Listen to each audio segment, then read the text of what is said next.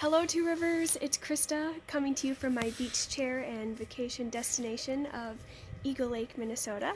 I just wanted to jump on and say hello and that I miss seeing you all and that I'm praying for all of you and just offer you some encouragement about what God has put on my heart this past week.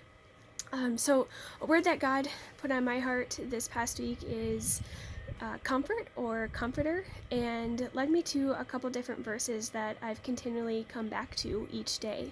And so the first one being Matthew 5. And in Matthew 5 it says, "Blessed are those who mourn, for they will be comforted." And I think that we can all relate that we're missing out on things right now. And, we're not able to gather on Sunday mornings to worship, to have fellowship. Our youth group's not meeting on Wednesday nights. You're not able to go to your small groups, or we're even just limited in the way that we go to the store. And, for our students not going to school or not going to work, upcoming sports seasons, and, even upcoming graduations, and so many other examples out there of all the things that we're missing out on right now. And I think it's really necessary to acknowledge those things, and at the same time to just stand firm on the foundation that God is our comforter, and we will be comforted in those emotions and those things that we're missing out on, that were maybe a part of our daily or weekly routines, and now that just looks a little bit different. So the other passage I wanted to share with you is Psalms 94:19, and it says, "When my anxieties are so great, your constellation or your comfort brings me joy." And I love the way that the Passion Translation actually says it. It says, "Whenever my busy thoughts are out of control, the soothing comfort of your presence calmed me down and overwhelmed me with delight." And I think that we can, again, just all relate that our thoughts have maybe looked different this past week in this season of uncertainty and ever-changing plans, and routines are constantly changing.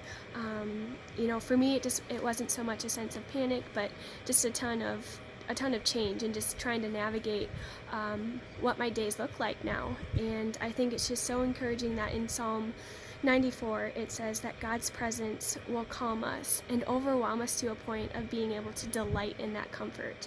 So Two Rivers, that is my prayer for you in the upcoming days and weeks, that you would experience God's presence and that you would experience His comfort in a way that you find delight as you navigate this time of spending time with each other, connecting with your neighbors, connecting with each other at church, or you're in your communities, your hobbies at home, or anything in between. I just pray that God would comfort you and that you would just find delight in those moments. So you guys are going to get the uncut version of this, but my neighbors are looking at me like I'm crazy. I'm sitting in jeans and sandals in a beach chair talking to my phone. So they just moved in not too long ago, so I actually have not met them yet.